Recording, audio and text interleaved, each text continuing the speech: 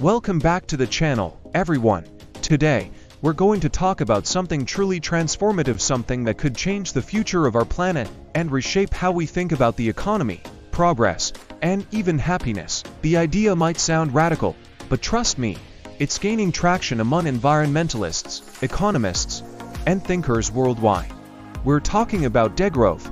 Yes, you heard that right, degrowth. Now, before you click away, hear me out, because this concept could be the key to solving some of the biggest challenges we face today, from climate change to inequality. So, stick around, because what you're about to hear might just change the way you see the world. Ready? Let's dive in. Now, you might be asking yourself, what exactly is degrowth? After all, we live in a society that has taught us that growth is good, growth is necessary, and that without growth, economies collapse, jobs disappear, and poverty rises. But what if I told you that this obsession with endless economic growth is one of the reasons we're facing a climate catastrophe?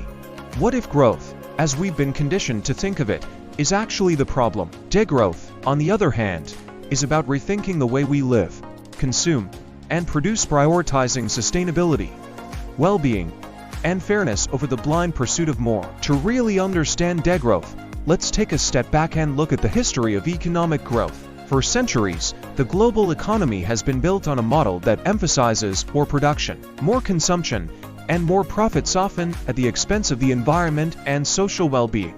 GDP, or gross domestic product, has become a go-to metric for measuring progress. But here's the kicker: GDP doesn't actually measure happiness or well-being. It doesn't measure the health of our ecosystems or whether we have clean air to breathe and clean water to drink. It simply measures how much we're producing and consuming. And as our economies grow, so do our ecological footprints. Degrowth is a movement that says, enough is enough.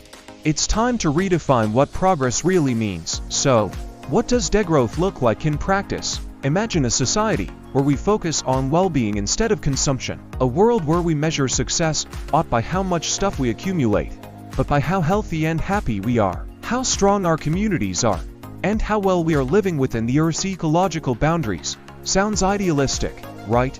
But think about it, many of us already recognize that more money and more possessions don't necessarily make us happier. In fact, studies show that once our basic needs are met, additional wealth has diminishing returns on our happiness. Degrowth is about reducing on unnecessary consumption and redirecting our efforts toward what truly matters: time with loved ones, meaningful work, a healthy environment, and a strong community. Now, I know some of you might be thinking, but wait, don't. We need growth to create jobs and lift people out of poverty. That's a common concern, and it's a legitimate one. However, the growth we've been experiencing hasn't exactly been equitable. In fact, much of the wealth generated from growth ends up in the hands of a very small percentage of the population, while millions of people around the world are left behind. Degrowth isn't about shrinking the economy for the sake of it, it's about restructuring the economy so that it works for everyone. It's about creating jobs in industries that contribute to well-being and sustainability, like renewable energy, healthcare, education, and local agriculture. And it's about redistributing work more fairly so that everyone has enough to live a decent life without overburdening the planet. Take a look around at the world today. Climate change is accelerating, ecosystems are collapsing, and inequality is rising. Our current economic model is like a runaway train, speeding toward disaster.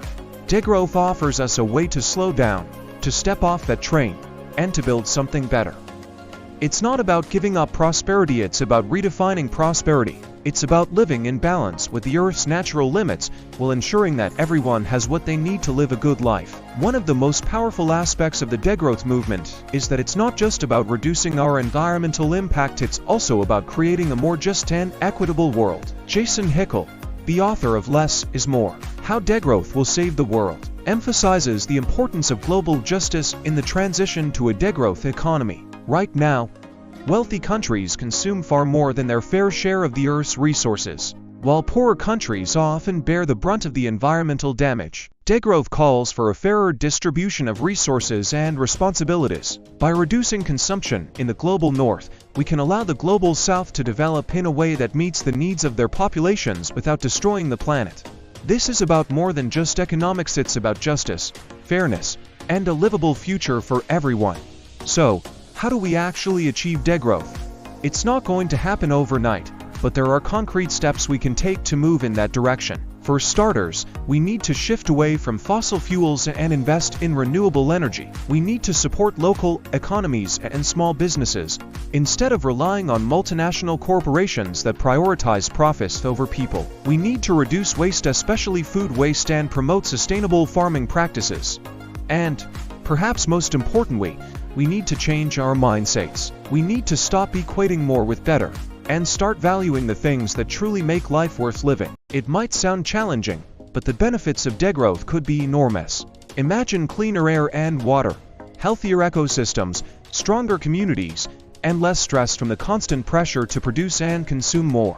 Imagine a world where people have more free time to pursue their passions, spend time with loved ones, and engage in meaningful work. A world where we live in harmony with nature, rather than constantly exploiting it for short-term gains. This is the vision of degrowth, a world where less truly is more. In conclusion, degrowth challenges us to rethink what it means to live a good life. It asks us to question the systems we've been told to accept as inevitable and to imagine a different kind of future, one where we prioritize well-being, sustainability, and fairness over the relentless pursuit of growth. It's a future that might seem radical at first, but one that becomes more and more necessary as we face the realities of climate change and global inequality. Degrowth is not about going backward, it's about moving forward in a way that's sustainable for both people and the planet. So, what do you think? Is degrowth the way forward? Could it be the solution to some of the biggest problems we face today? Let us know in the comments below. We'd love to hear your thoughts. And if you found this video thought-provoking, make sure to hit the like button, subscribe to the channel, and share this video with your friends. Let's keep the conversation going, and together, we can help create a better future for everyone. Thanks for watching, and we'll see you in the next video.